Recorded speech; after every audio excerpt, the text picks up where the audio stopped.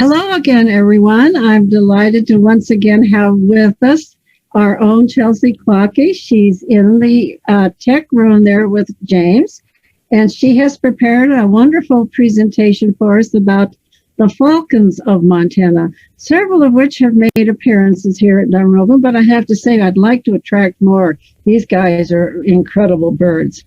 So with that, I'm going to turn it over to Chelsea and just thank her again for this great work and for her enthusiasm about the birds of Dunrovin. Thank you, Suzanne. I'm excited today to talk about falcons. Our next group of raptors up on the agenda. You're probably familiar with Peregrine Falcons. They're probably the most well-known and probably one of the coolest birds around. They're most well known for their ability to speed quickly and dive at like 200 miles per hour. And we do have them here in Montana, but we're not going to talk about peregrines today because we don't really have any sightings on the ranch too often or ever that I know of. Maybe someday. But today we're going to talk about a couple other different kinds of falcons that can be found in Montana. Before we get into those specific ones, let's go over real fast what a falcon is. How is it different than a hawk or an eagle? Is it not up? Sorry, technical difficulties.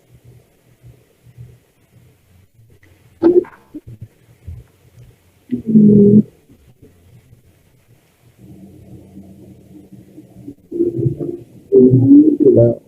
Click on the that one. All right. Well, we got to get Zoom back here to share. Stand by. So sorry.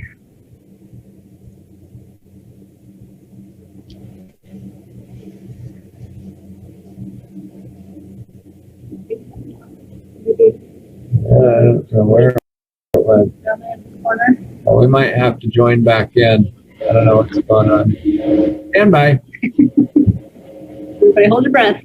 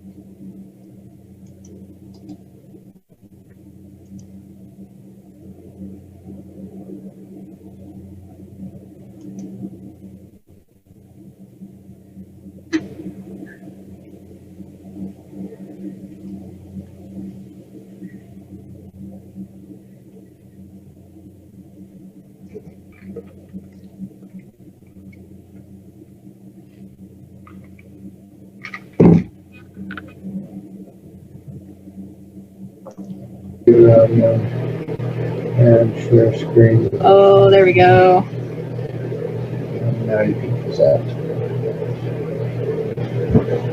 Okay, we're back. Everybody hear me okay, Suzanne? I can hear you great. Thank you. You can see the screen? Yep, we can see the screen. Awesome. All right. Well, anyway, as I was saying, we're going to talk a little bit about hawks versus some of the other raptors, or falcons rather, versus hawks and eagles.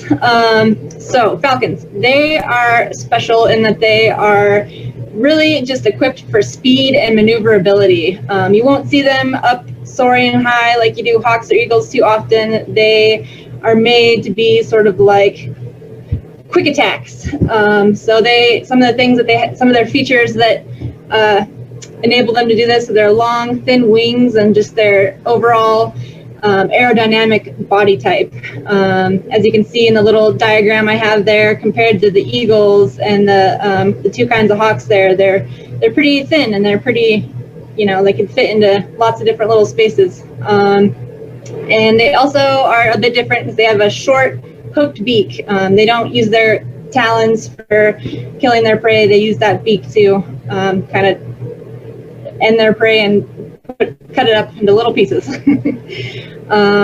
Yeah, so that is falcons. let's do one of my favorite things, a pop quiz. So, falcons, are they most closely related to A, hawks, B, owls, C, crows, D, parrots, or E, eagles? Take your best guess, put it in the chat. I don't know this one. Oh, you don't? You got a guess? I'm going to guess parrots. Parrots?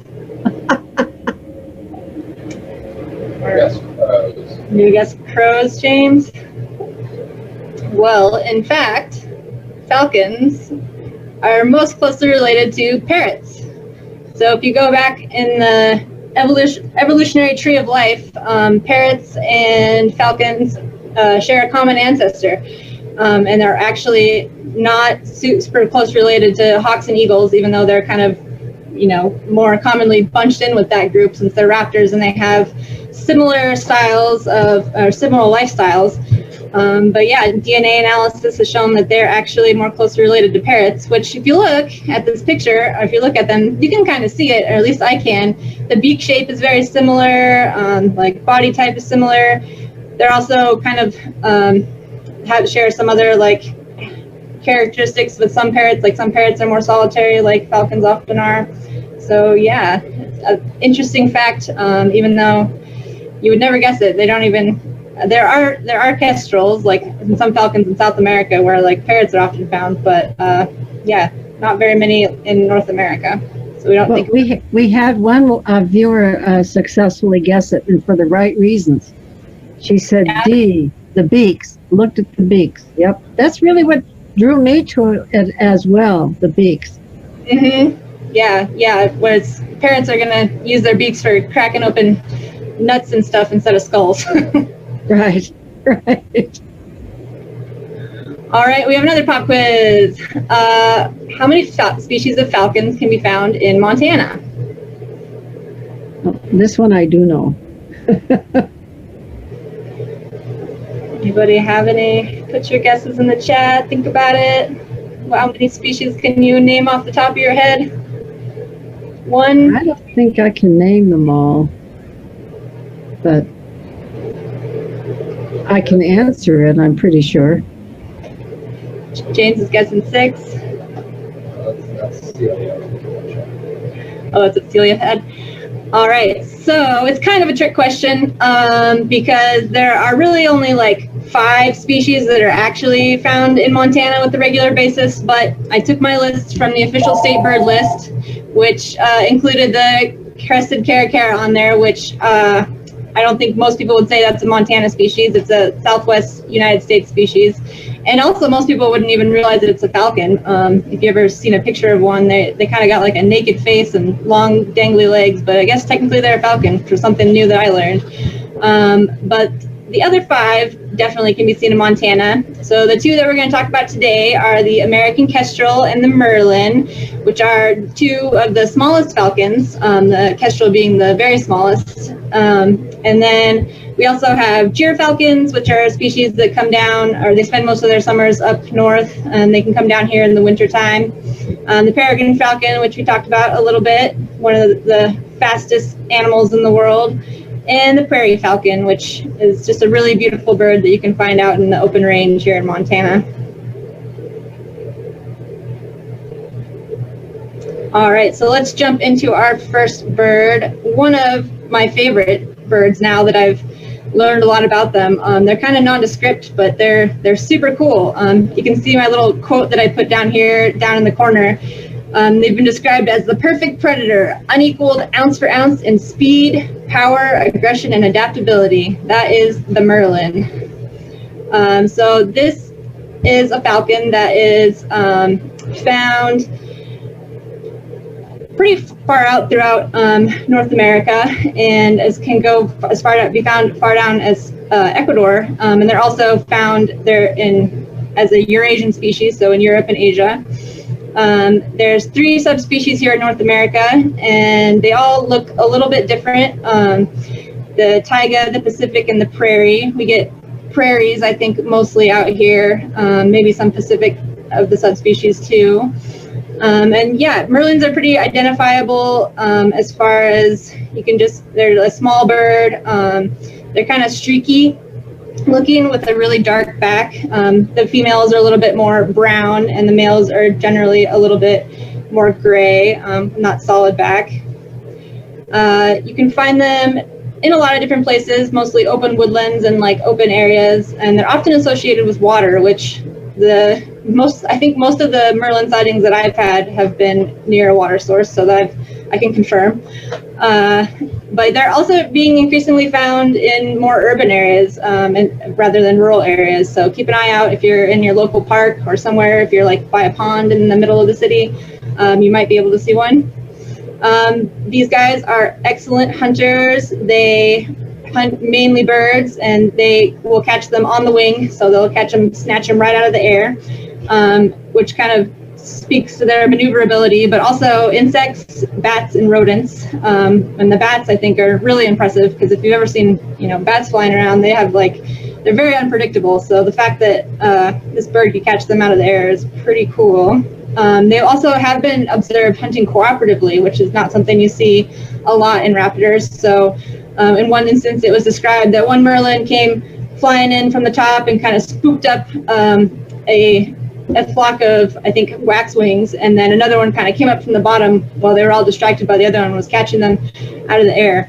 So that's pretty neat that they can work together like that. As far as nesting goes, they'll reuse nests of other birds. They don't make their own nests. They've been observed just laying eggs like right on top of other birds' nests, like magpies, while the nest is being used by magpies, which I think is kind of that just kind of speaks again to their fierceness, because magpies will eat eggs. So it's kind of neat that they would be able to, maintain their nest with a bird like that around.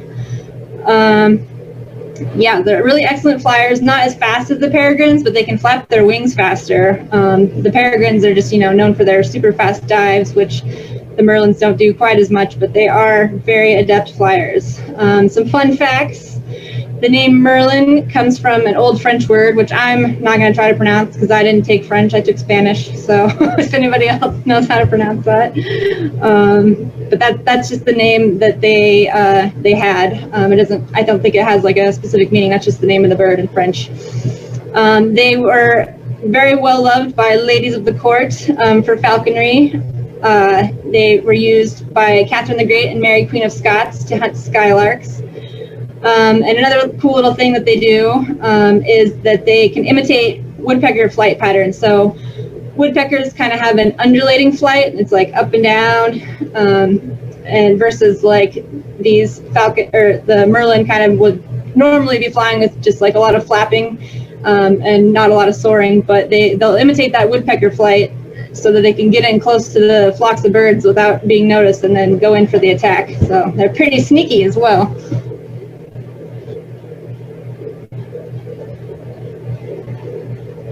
All right, so we have a video here of a Merlin on the Nest Cam.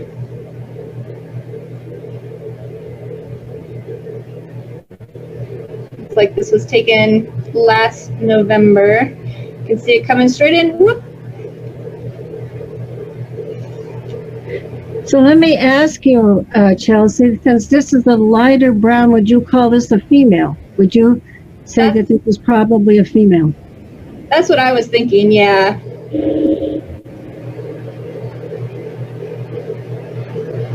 Yeah, you can also see they have that banded tail, black and white. It's another field mark you can use to identify them. And yeah, just notice how tiny they are.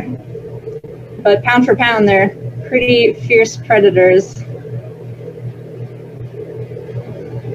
I like to think back to if you were here last week, the sharp-shinned hawk, about the same size. In fact, the first time I saw one, which was several years ago, I claimed it was a sharp-shinned hawk, and Kate Davis from just south of us here, who's, she wrote the book on raptors for Montana, corrected me. Yeah, and then I started paying closer attention. The head markings are quite different. Mm-hmm.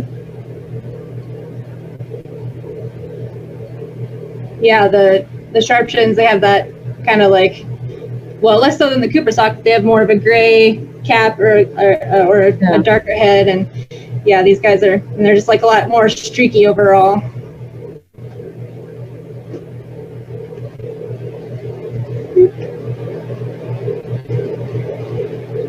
All right, so the next falcon we're going to talk about, probably maybe my favorite raptor overall, mostly because I got to spend a lot of time with one that was very friendly when I used to volunteer at a raptor rehabilitation center.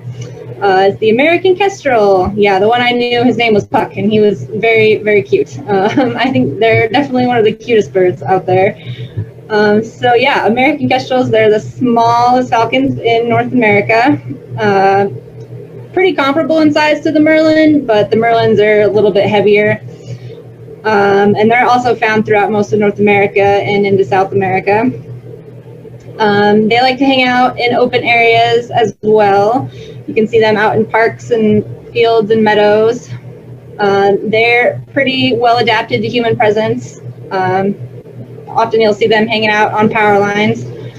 And these guys mostly eat insects, so they spend a lot of time up on their perch looking around, and they'll fly down and catch, grasshoppers on the ground, but they'll also eat rodents and other birds. They don't build nests either. They like to nest in old woodpecker holes or other cavities. So you can build nest boxes, and they might actually be able to nest in them. They just like a good space where they feel safe, close to prey. And yeah, the female and the male kestrels are really easy to tell apart. I mean, maybe not easy, I guess, because coming from someone who spends a lot of time looking at birds, but you can see in this picture that the males, they have the top of their head is a little bit more dark gray, or bluish gray, like a blue slaty gray, versus the female, it's a little more washed out looking. And then the female, they have really beautiful, rich red wings, and the male has blue slaty gray wings. The females are bigger, though, as is common with most raptors, and that actually leads to them wintering in different habitats. So they're not strictly migratory. Like, a lot of them will stick around year round, but when they do migrate, the females usually migrate first, and they'll get down and claim the best habitat, which is like the more open habitat where they prefer to hunt. And the males, since they're a little bit smaller and they kind of eat different prey, they'll often found more in like the woodland areas. Some cool markings on the kestrels, and well, so for falcons, a lot of them have these little stripes underneath their eyes, and those function kind of like a football player when they put the charcoal underneath their eyes to cut the glare. And kestrels also have false, quote-unquote, eyes on the back of their head. So you can kind of see it in these pictures, and we'll show a video where you can really see it, but they have those little black dots on the back of their head. So if there is a predator, say like another bigger raptor or something else that might be trying to sneak up on them when they're catching prey on the ground, they might see those black dots on the back of their head and think, oh, it's looking at me, I better not get too close because it'll just fly away, or it's already noticed me. So they have those false eyes to help keep them safe whenever they're in a vulnerable position. And here's another slide, just a little bit more detail of the difference between the males and the females. A little full body shot there. You can see that the females lack the blue wings, but I think they're really, the rich red is really beautiful as well.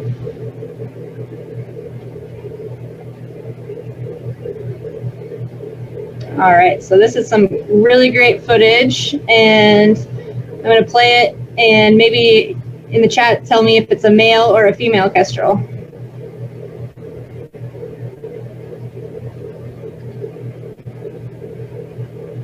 Oh, forgot that writing was there. Well, there's the answer.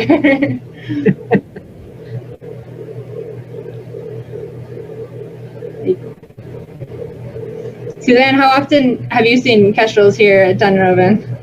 Well, this year we've seen them more often than we have in any other year. And so I'm hopeful that they're going to nest around here. And I've been thinking that we should put up a nest box near our orchard because evidently orchard growers in Michigan use kestrels to keep the other bird population down around their fruit trees. And so we've seen both male and female here.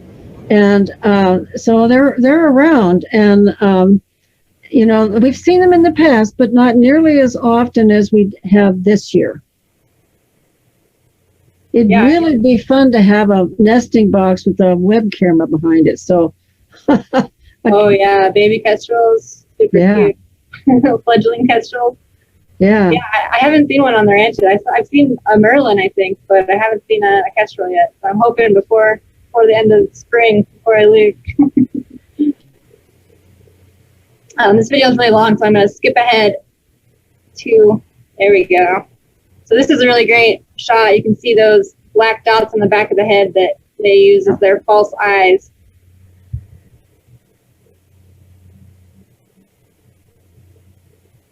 Yeah, and for anybody that didn't catch it, this is a male. You can see the blue wings. You know what's interesting, if you watch these birds at rest on the perch, the kestrel really behaves differently than the Cooper's hawk, for example. The hawks seem to have this little tail swishing that they use to kind of balance themselves, or they'll settle down with a little tail swish. And the kestrels don't seem to do that, but they have this little head thing going. Yeah. More than the hawk. Yeah, you can see that. He's kind of like bobbing around. Yeah, looking around. Very cute. Let's skip ahead again. I think we got another angle here. Kestrel in the rain. Well, on several of these, I think we have them, a couple of videos of them successfully hunting on the nest. Yeah, that's my next video. Yeah, we should put a warning up. Yeah, you sent me 2 videos, and one of them was a little better quality, but maybe I decided a little too great a quality because it was rather graphic, so I decided not to put that one in. But I put in the other one because I figured it was a little bit still really cool, but not as bloody. So. Yeah. And this is a female, but you can see her go right into the nest. She's determined. Yeah, so the little birds like house sparrows and starlings like to hang out in the osprey nest, and kestrels have caught on, it seems. She goes right in there. You can see her go right in there. Other birds flying out. Right. And she pulls the bird out. Very determined. Oh, yeah. I would not want to be a little bird in there. No, they're crafty.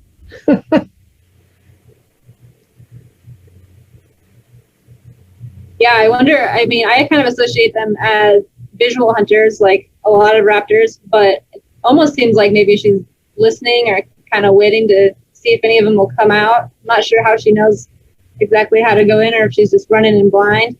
It'd be cool to get like a tiny little GoPro on her, see how she figures it out. Yeah, I mean, you can see her in there. You can see her moving.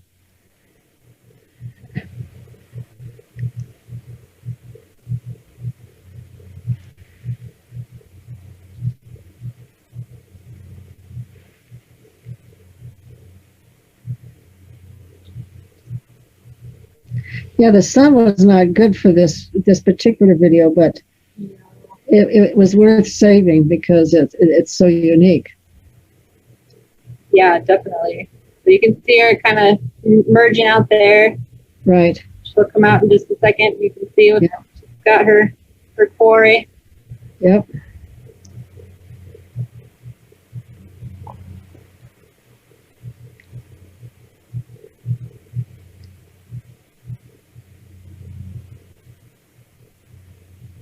Here it is.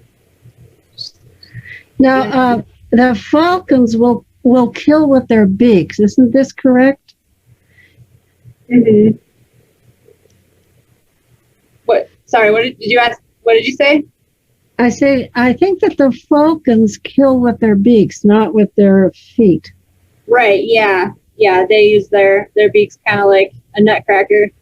Yeah. Very, very powerful. Whereas I think the hawks actually kill with their feet. They eat with their beaks, but they don't kill with them. Yeah, the hawks have more powerful talons. They kind of just do that crushing action. Yeah. Cool. I have one more Kestrel video. So this is not a Dunrovin video, but I thought it was a really cool one to show. Kestrels have the ability, unlike pretty much most other birds except for hummingbirds, to hover in midair. So that's different than soaring. Like you can see a hawk kind of soaring up in the air and using the wind to stay in one place. But kestrels are really powerful and can just sit in one spot and use their wings to stay aloft in the air. Oh. It's just so fun to watch. It's like a little gyroscope. Their head is completely still and the rest of their body is moving around them. So it's really great for them because they don't even need a perch. They can just be out in completely open field and just stand in one place or hover in one place and look for their prey.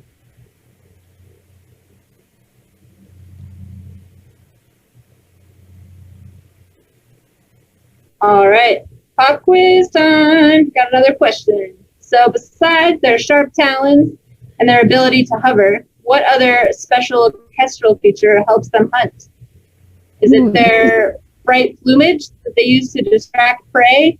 Is it their special call that they use to lure in prey? Is it that they always carry mouse traps? Or did they track their prey with ultraviolet urine trails? Put in the chat what you think it is. Do you know this one, Suzanne? I don't. I have no idea, but I don't think it's probably C. Yeah, I don't know. They're pretty highly evolved, but probably not that evolved yet.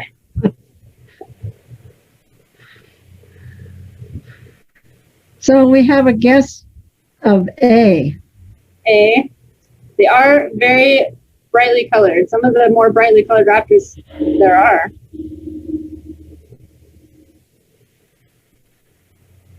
All right. Well, the actual correct answer is D. So I think I was looking at some of the studies, and I think a lot of, really a lot of wildlife, but a lot of birds in particular can see the ultraviolet range of light.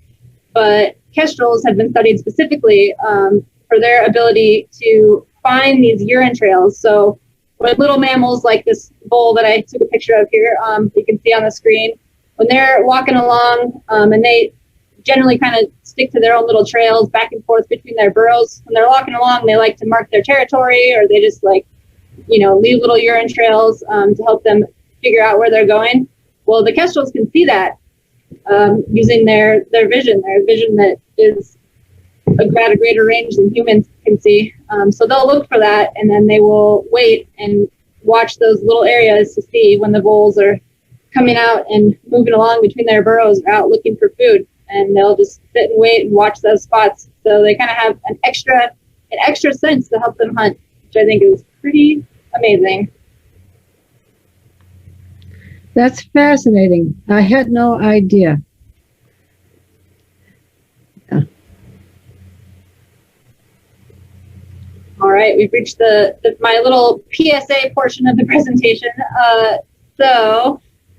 I'm sure a lot of people are familiar with DDT. It was a pesticide that was used pretty wildly back, I think, in the 50s and 60s. And it was touted as a miracle substance that would help revolutionize agriculture and was supposedly good for people and wildlife alike. but that turned out not to be true, especially after people started noticing that many raptor species and many other wildlife species started to decline, and it was eventually linked back to DDT.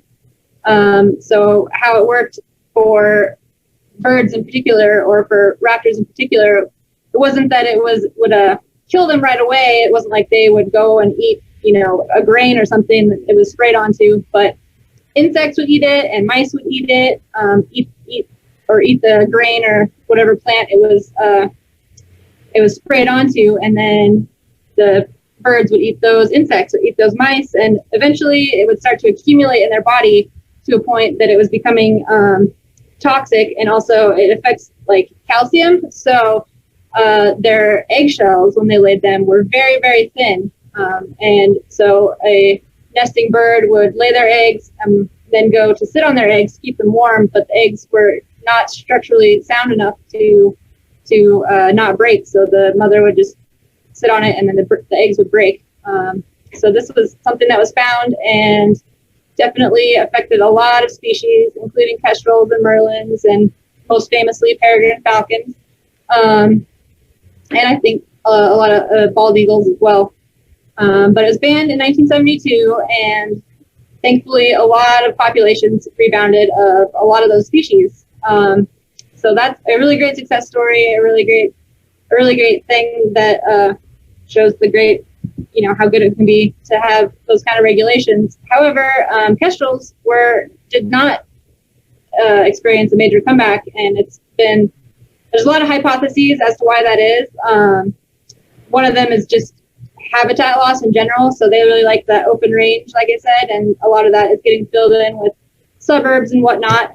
But it's also been studied to show that weed killers and insecticides, other ones besides DDT, can also have an effect and cause reproductive failure in kestrels.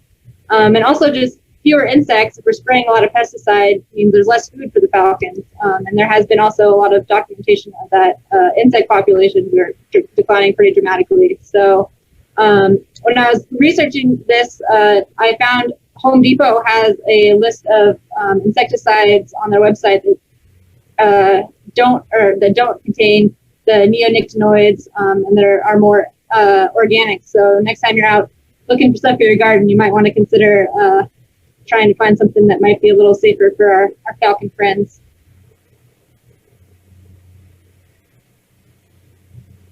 All right, so that's kind of the end of the presentation. I just, last week I didn't get through all my slides, and I decided I'm gonna throw a couple of the ones from the end of last weekend, and maybe the next couple of presentations I will too. I just wanted to shout out some cool resources for people if they want to get more into identifying raptors or just learning more about them. And I would say this is like the #1 book that you should get if you want to learn to identify raptors. It's like my Bible. It's super helpful.